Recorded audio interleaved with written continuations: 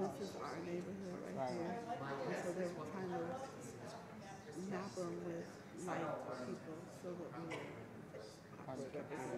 Right. So like this is Bosley. Okay, yeah, I know what's up. And this is over in Mountain Ridge. Yeah. Where the So is it time to separate them? so what they're trying to do is make all districts within Palm Springs. And like our district will have our own council person that we vote for. And potentially there'll be someone that comes out of our districts. And it's out for each one. So then those districts are represented on the council. Oh, People who so we just put the star where we want. which one of these maps? So there's 5 columns. This is one. And this is shows you how they kind of cut it off. Okay, so they're by color. Yeah. And then those two over there. Yeah.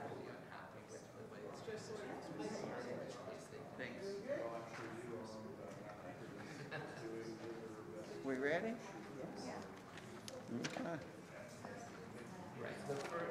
We went through a series of steps that are required for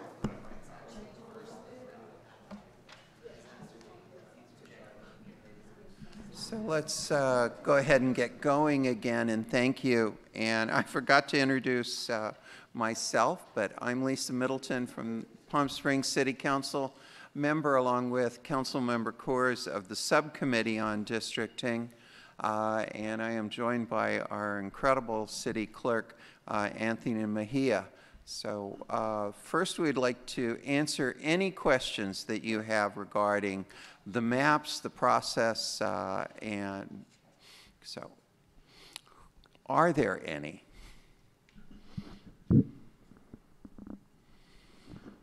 Oh my God. You already know it all, now you just want to tell us what you think. Carl? Yeah, so for clarification, how is it working with the existing city council versus those? Thanks. For clarification purposes, how are we distinguishing the 3 open seats that will open versus the 2 remaining seats that will continue? The terms of Mayor Moon, Councilmember Roberts, and Councilmember Coors end in 2019. So unless we extend everybody, and that's a whole long discussion, expect that those 3 gentlemen will be up for re-election if they choose to run in 2019. Councilmember Holstage and I have been elected through 2021, and we will be serving through 2021.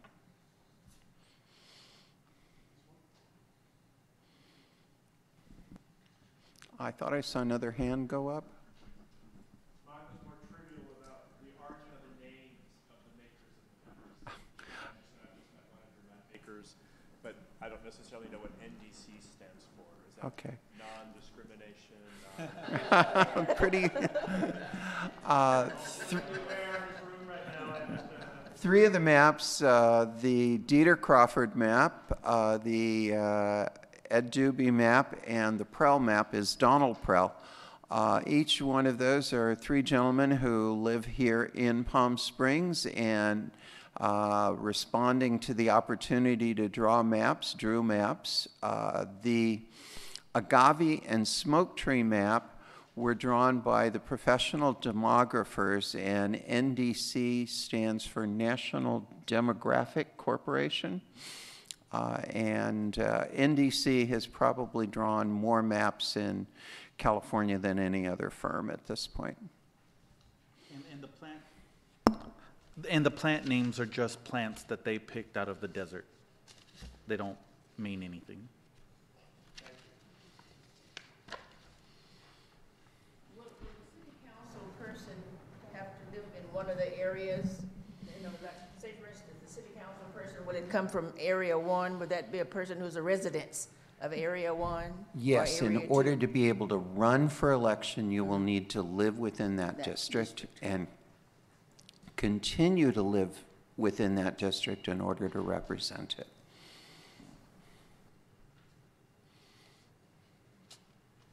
Did you want me to give the overview?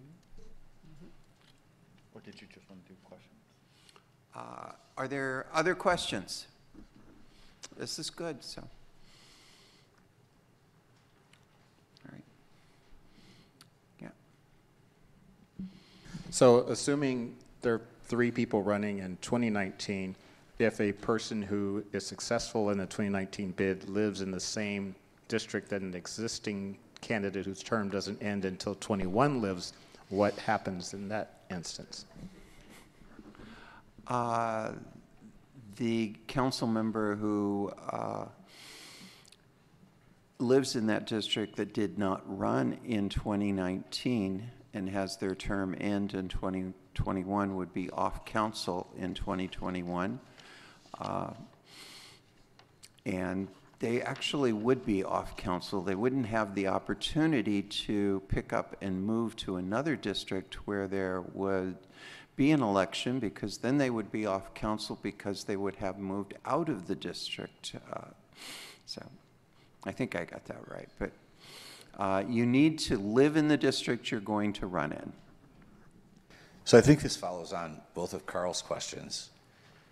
In essence, districts could be without any representation after the first election, because district could be represented by both Christy and Lisa. Not that you're representing the district, but you're at large, and a person who lives in your district could be elected.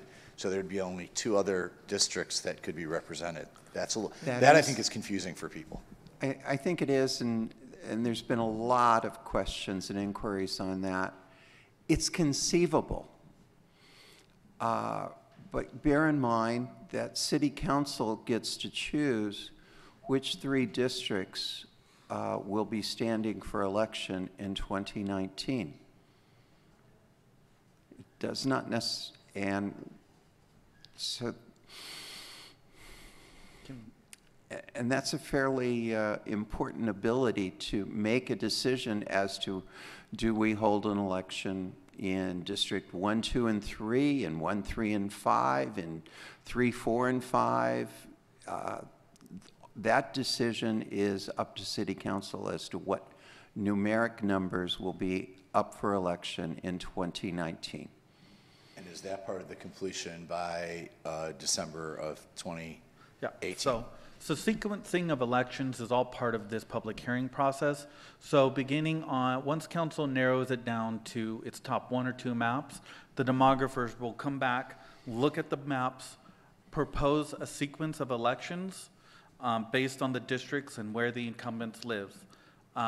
They'll use some common sense applicability in looking at if you've got the 3 council members who are terms up, and it makes sense to then proceed with having elections in 1, 2, and 3, if I'm looking at the agave map, then that's what they'll propose to City Council.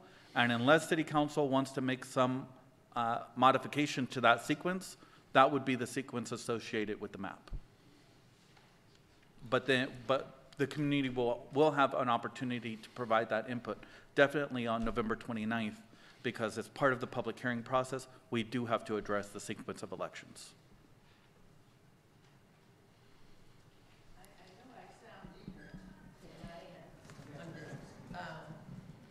Now that you have, say for instance, you have the 4 districts, for the 5, I mean, for the city council, then how are you going to get your mayor? That I don't understand. Right now the city council has discussed the mayoral position, and they decided to move forward with 5 districts. And what that means is that the mayor will be selected from amongst the city council, and they will need to develop a process in how to select the mayor. It could be by seniority, it could be by highest vote getter, it could be a strict rotation of starting at District 1, 2, 3, 4, and 5, and it typically is a 1-year term, and it rotates between the council members unless a particular council member does not want to serve, in which case they could opt out. So they're going to be a city council member and a mayor at the same time? Yes.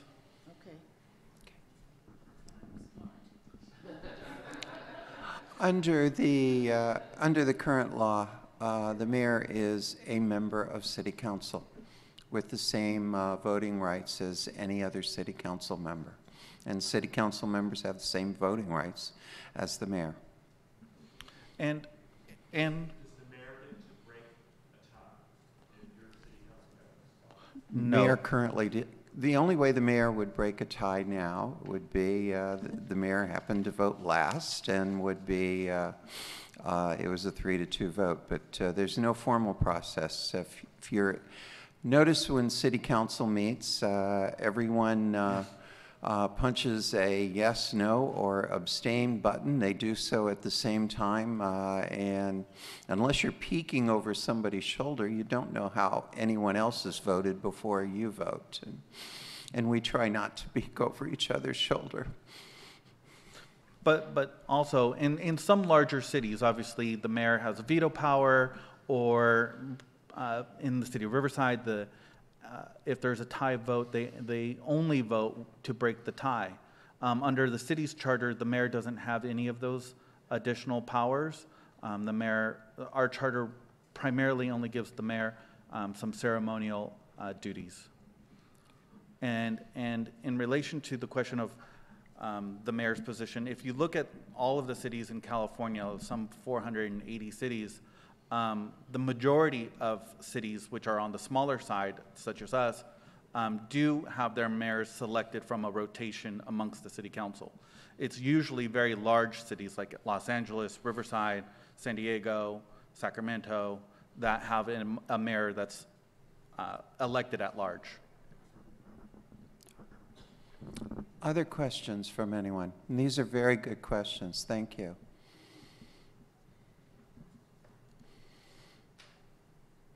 All right. Well, let's get into your comments about what things you like on the maps, what you don't like. And one of the things that's really important is your reasoning for what you like and don't like. Just a technical legal question. How does one define a residence? So if I own a house in District 5, but yet I rent an apartment in District 4, does that make me a resident of District 4 or District 5? Anthony, do you want to? Yeah, I can't recite it off the top of my head, but I do know the elections code specifically defines what a residence is as in relation to running for city council. I do know that there have been a few prosecutions over time from individuals who had asserted that they lived in District 1, either rented or owned property in District 1, but they lived the majority of time in another district, and I forget all of the prosecutions, but they certainly make the news when it happens, and usually not in a good way. Well, I can, on the city clerk's website for elections, California Elections Code Section 349 defines residence for voting purposes means a person's domicile, and a domicile of a person is that place in which his or her habitation is fixed, wherein the person has the intention of remaining, and to which, whenever he or she is absent, the person has the intention of returning. So that's the legal definition of domicile and residence.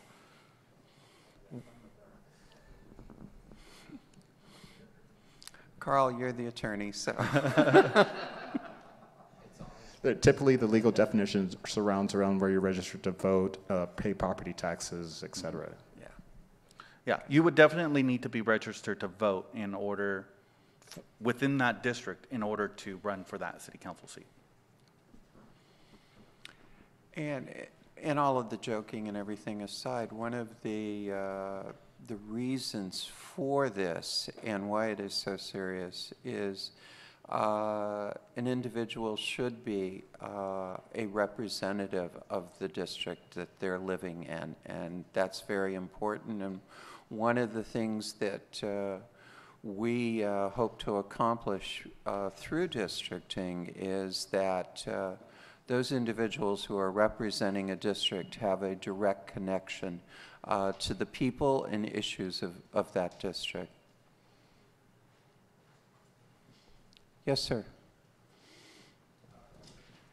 The question I do have about all 5 of these considerations for maps, was there any consideration paid to the number of polling places that will be offered in each district with respect to ease of access to the polls for those who are seniors or those who have disability or those whose first language is in English, et cetera? I'm wondering if that was part of the consideration with respect to the creation of these maps.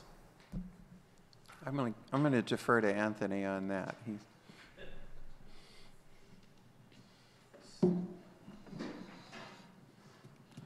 So polling precincts and sites are complex in that those are determined by the Riverside County Register of Voters. So the city has very to know ability to determine, regulate, or decide how many polling locations there are in the city and where they're located. That said, sometime in, I believe, 2020 or 22, depending on the county's choice, voting precincts as we know them will be going away. So it will be going towards polling centers, which open 10 days before Election Day. And as we get closer to Election Day, the number of polling centers will increase based on population and within a certain area. Those locations will be open, I believe, all days, including weekends, and they'll have all of the languages that community needs at each of these polling centers. The idea is they're able to consolidate more resources into these polling centers, but give people opportunity to vote at their leisure rather than on a specified day.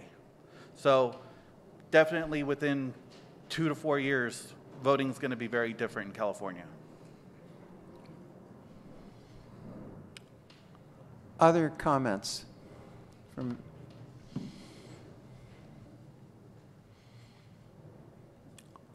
Are there maps that you find yourself particularly attracted to, or maps that you find when you look at them you say, I don't think I like that one?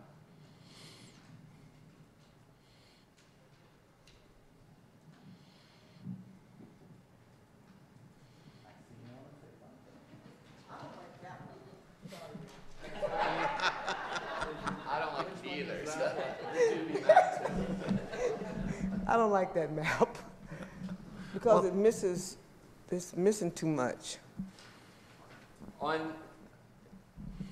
the Doobie Map 2, this map was one of the first ones that I did. And so this does not really apply what we call the dilution factor, where we look at citizens of voting age population. This was more based on total population that I was looking at the equal playing field. And so this map wasn't one of the 4 that the CVRA working group put forward to the council. The council asked for this to be brought forward, mainly because it divides the business district up among different districts. And so that's why it was brought forward. This map is not as strong, though, in creating an equal playing field.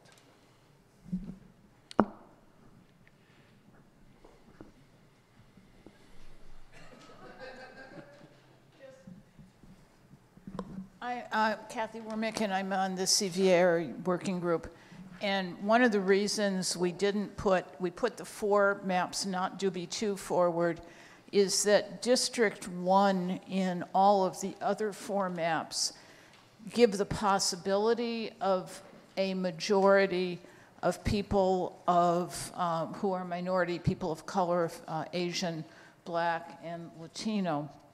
But more important, or equally important, it also had the youngest population, the greatest population of people who didn't speak English in their homes, the greatest population of families with children, and it also concentrated, it was the most isolated of the districts, so that it was further away from the city, It has most of the marijuana. It has all of the toxic wastes.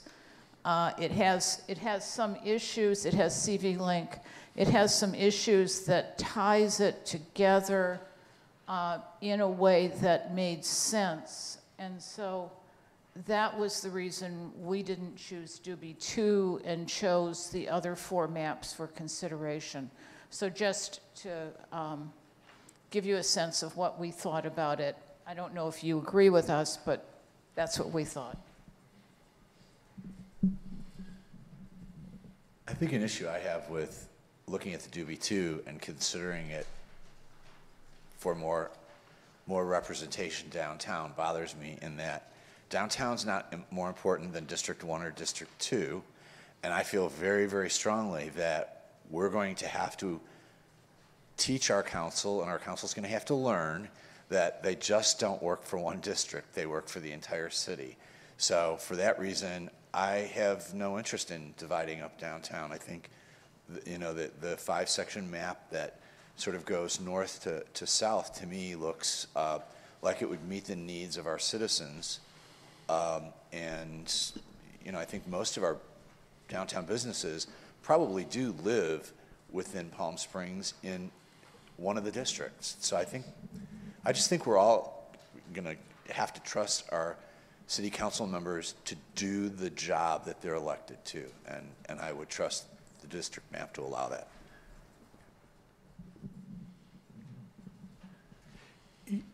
It's really kind of tough when I think about what's more important. Do you concentrate something in a district or share it in a district? And we just had conversation going both directions. Downtown, share it in a district. District 1 to concentrate certain concerns in a district. If you have a city council member from a district that has a concentration that the others don't share part of, do they become well-informed and good representation of their district, but then they have 4 others who don't have that familiarity, and not that they don't care, but they don't have the depth of familiarity? Will they not share the sense of importance just because they haven't had that exposure? Where, on the other hand, when you split up downtown, what does that achieve? It's tough to decide. Any perspective on any of that? So Lisa, what's better, concentrate or not? Thank you. Yeah, right now I'm really trying very much to listen, not give opinions. I do that on November 15 and 29, and trying not to influence.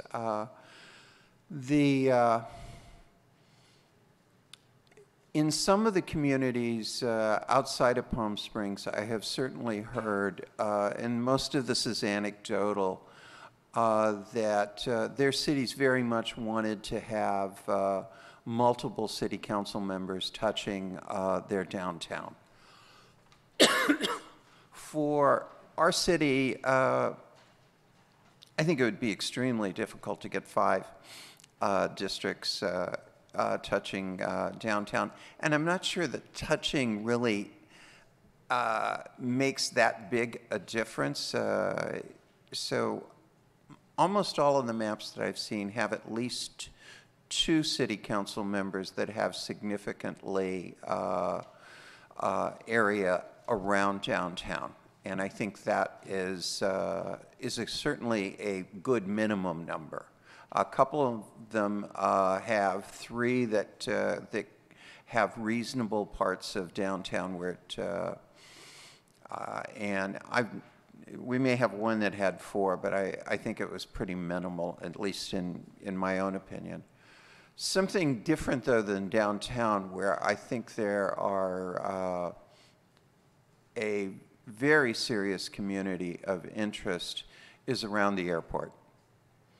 And in talking with neighborhoods that are either north of the airport, immediately south, just east, or just west, there certainly seems to be a strong feeling that There is commonality that those neighborhoods have based on the airport, and almost every map that we have put together has at least 3 districts that have very significant number of residents around the airport, and I think that's going to be something that I will fight to preserve, that we have multiple districts interacting around the airport. And it's not that hard, frankly, to create 3 districts with substantial populations adjacent to the airport. So basically saying that it's important to have multiple city council members with a, we'll call it a vested interest in those focal points of the city is advantageous, then wouldn't the same be true for other issues like whether it's specific, what was it, hazardous waste, cannabis, things like that, to have multiple interested, and there's businesses sure. throughout the city, so. Okay. Cannabis cultivation is a very different activity than cannabis distribution, and creates some very significant issues for the community. And that has absolutely played out in this community here in Desert Highland, where the odors of multiple cultivation facilities have created impacts on the community. So one of the things I frankly like about District 1 in most of these maps that connect the Demuth Park area to the Desert Highland is that's where most of the cultivation is within our community, and we will have some potentially a representative on council who will need to be focused on an issue such as that. Lisa, my question is, when you take in the consideration of downtown, are you just focusing on commercial and retail, or does TOT play a role in there? Very good question. The hotels are much more distributed than that downtown corridor of Palm Canyon and Indian Canyon.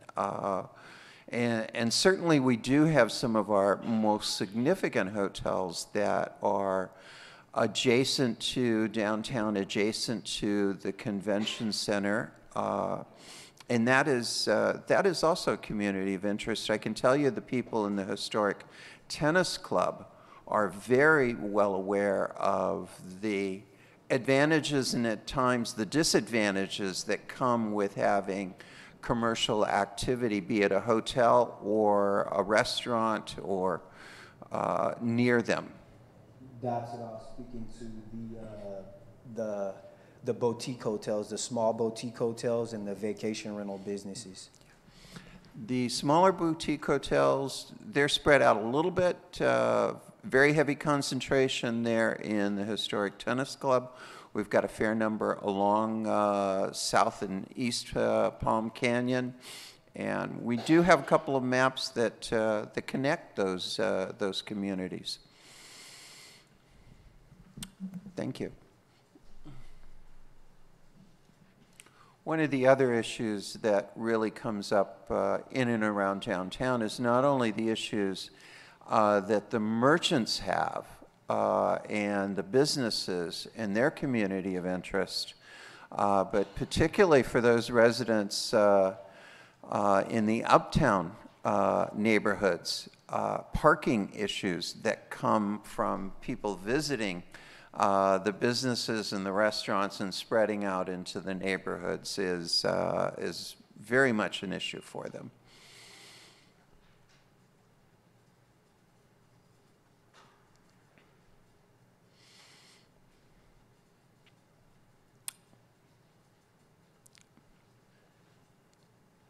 Other comments from anyone? And this is really informal, so we'll be here as long as you want.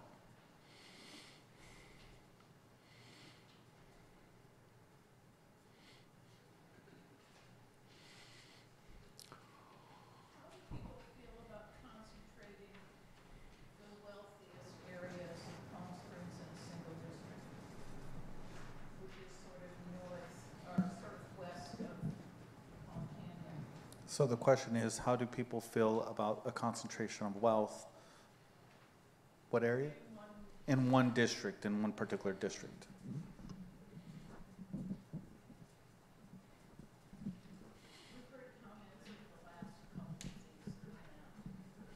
I'd really like to hear from some of the folks in this neighborhood on that question, if you've got a strong opinion.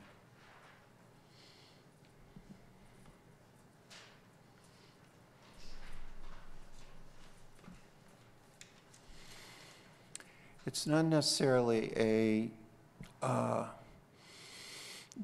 demarcation of wealth, but certainly one of the two seem to go together frequently. There has been some conversation that those who live in the hillside communities have a very significant community of interest. It frequently correlates to increased wealth, but there are very specific zoning laws that apply to hillside communities. So this is certainly one of the things that I think we need to look at on the maps, is whether or not the hillsides belong together. But following that same rationale, number 5 is all the south end of town, and those are without doubt the newest, most expensive areas in the city, all gate guarded communities down there, and every single map isolates them as 5.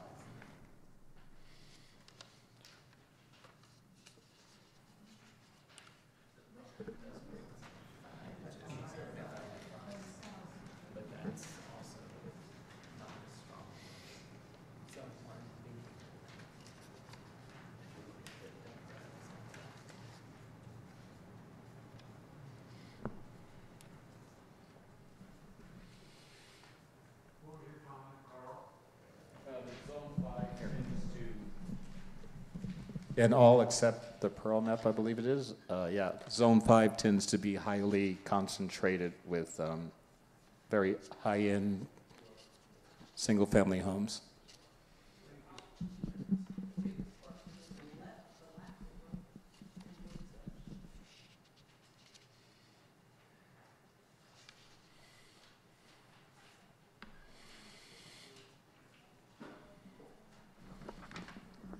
As I look at these maps, and the question was about the wealth in one particular area, Palm Springs is pretty much a wealthy city, and Zone 1 pretty much is the less affluent of all. So I would think if we can combine a little more of the wealth in that community and decision making, that might be a little better.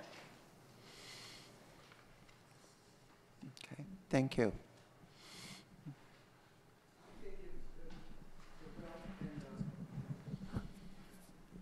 Combine, it wouldn't, because what if someone that's wealthy, they don't understand our needs, they don't know our needs. So that's why I feel that I don't think we should combine them together. Because if somebody run, like I said, if somebody run, are they gonna have our interests at hand? Are they gonna think about what we're going through? Or anything? Because they have money, so we don't. So that would be a conflict right there to me. Okay. And just to comment a little bit on the wealth thing, as Carol was saying, if you were to put more wealth in the District 1, me personally, I think it would limit the chances of, like they're saying, a minority being elected, and then the minority would have to raise more money. So for instance, if you were to put Desert Highland in with Vista Las Palmas or Old Las Palmas, how would they be able to compete for campaign money, or, you know? Go ahead. I want to follow up on that comment, and I want to point out something that is not on the maps. We have city limits that extend beyond the maps that you're seeing. And one of the wealthiest businesses in the city is actually in District 1, and that's the wind farms, the wind turbine farms. So I think that's important to keep in mind, and I think about that, and when I asked about, when it was asked about the concentrating the wealth, and is that good or is that bad? Well, Dieter's comment is if there was wealth, more wealth integrated into District 1, would they overwhelm with campaign financing over the interests of the lesser wealth? And I don't think there's a way around that, because that wealth is there already. But it's an interesting consideration. And the part of the city that's to the south that's not on the map, well, there isn't anything except Asbestos Mountain in there, which I hope is just a bad naming choice.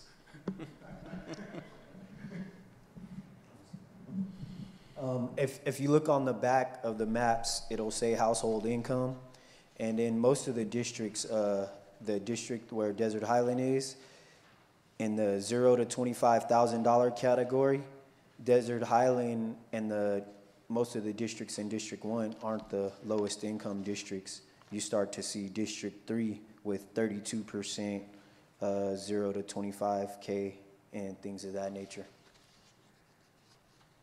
And I think that's more concentrated with the multifamily homes that are pretty much concentrated along Tockwitz, and also there are a couple concentrated along like Cali and Celia and El Segundo.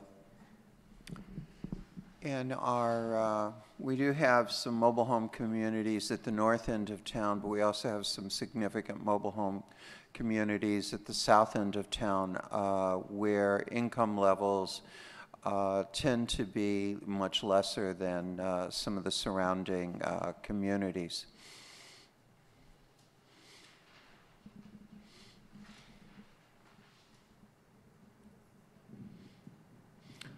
One of the things I know after spending many months poring through maps is there isn't a perfect map, and about every few hours I think I have crafted the adjustments to make the perfect map. Then I usually talk to Anthony and I find out what I forgot and missed in the map. So, but we keep trying, and one of the things that has been fascinating with the community process is how much we learn each time we do one of these, and what we notice that we forgot.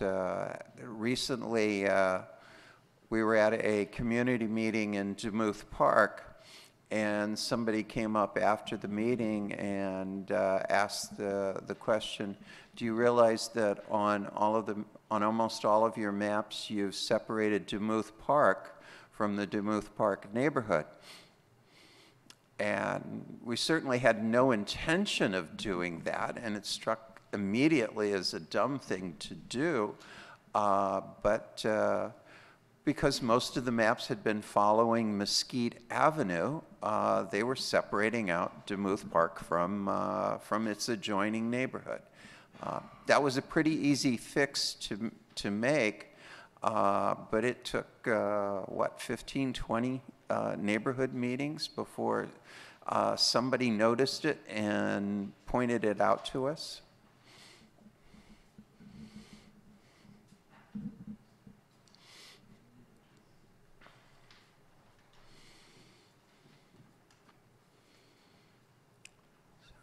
Other questions? Okay. Well, one of the things, Anthony, why don't you walk people through the kind of our balloting process for this? So we've provided everybody with the maps, and then we have this larger map that is what we're calling your ballot. We're just hoping that people will indicate with their pen or with the sticker which is their favorite map, and then hopefully you'll provide us with some comments as to why it's your favorite map, and if you want any proposed modifications. If there's particular neighborhoods that you want to be in a particular district, providing those comments. All of these documents will be provided to the city council. They'll be reviewing these documents on November 15th, where they'll be narrowing these top 5 maps down to a top 1 or 2 map. And then they will proceed to November 29th, in which they will select their absolute final map, make any final adjustments that they want to make to these maps. And then on December 5th, which will likely be pushed out to December 10th to the 12th, one of those days, the city council will then introduce its ordinance and select its final map, no changes, and then on December 19th, adopt the ordinance. And why you like something or why you don't like is really, really helpful. You may choose a map as being your favorite, but if you tell us what it was you liked about that map, City Council may end up choosing some other map, but still be able to incorporate that feature that was important to you in the final map that we do adopt. And Ed Dieter? So one of the things that I think was important, what I was hearing from the community, is that we want to make sure that Lawrence Crosley is with Desert Highland. So the historic black neighborhood of Lawrence Crosley doesn't get overshadowed with a small fraction of the black folks that they are. So that's what I was trying to do with my map. I was trying to create a majority-minority district with the black, Hispanic, and Filipinos, and also representing the San Rafael mobile home parks, trying to keep those together. Like if you look on the Smoke Tree map, Golden Sands and Santiago, San Rafael mobile home park, they're not even connected. And that's one of my concerns, is that if we're gonna try to create a majority-minority district, is at least keep the 2 predominant areas where the trailer parks are together. Like I'm looking at that map and that just doesn't make sense to me. So, please get that down in writing so that we don't lose it. And I thank you all for coming out this evening. Coming and giving public comment on November 15 about what you like and don't like at the full City Council will be greatly appreciated. That will be the opportunity for everyone on council to hear your comments and why things are important to you. And you know, there has been some folks who look at that District 1 that connects Desert Highland to Demuth to Lawrence Crosley that have said, well, gee, that's a pretty big district. But when you start to dig down to the communities of interest and the connections that people have historically had in the community, as well as things such as manufacturing and cannabis that are so prevalent in both of those neighborhoods, I've at least been able to counter with a couple of times with folks who say, oh, well, that district doesn't make any sense. And then I say, are you aware that there's cannabis? Are you aware of like manufacturing? Are you aware of the legacy of Section 14 and people moving either to the north or to the east out of it? And sometimes people start shaking their head, oh, well, I wasn't aware of those things. So that's because this community has spoken up. And also, when we speak of cannabis, what about the developments out on 16th and Melissa and things of that nature? The other end of the freeway where the FedEx building and all that stuff is. There's large cannabis grows that are going to be coming in there. And then we also have all the big box commercial retail that's along where Walmart is, Home Depot, things of that nature, Lowe's. So we're all saying about downtown, but we don't shop downtown. That's right. I think that's an extremely important point. One thing that's gone unspoken is, how should I say this? Non-registered citizens who cannot vote. I'm saying people who are here without correct papers. Nothing has been addressed on that. You know, one of the numbers that we have on the back of every page is citizens of voting age population. And by law, we have to balance to total population, which includes youth who cannot vote. It also includes a number of individuals who do not have they're adults, they're working in our community, but they do not have the legal right to vote. And I can't give them a vote, but I can certainly do everything that we can to ensure that they have a voice in our community.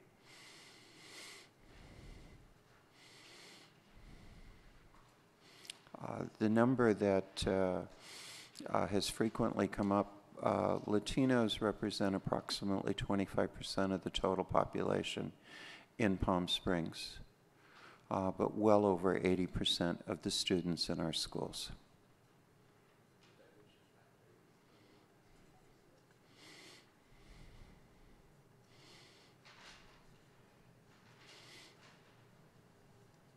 Okay. If there's nothing else, we'll be around here for as long as you want to stick around and ask and answer questions one-on-one. And thank you all for coming, and I really thank this neighborhood in particular for the work that you have done. We've had more meetings in this neighborhood than any other, and that's for a reason. You care, and we're trying to care back. Thank you.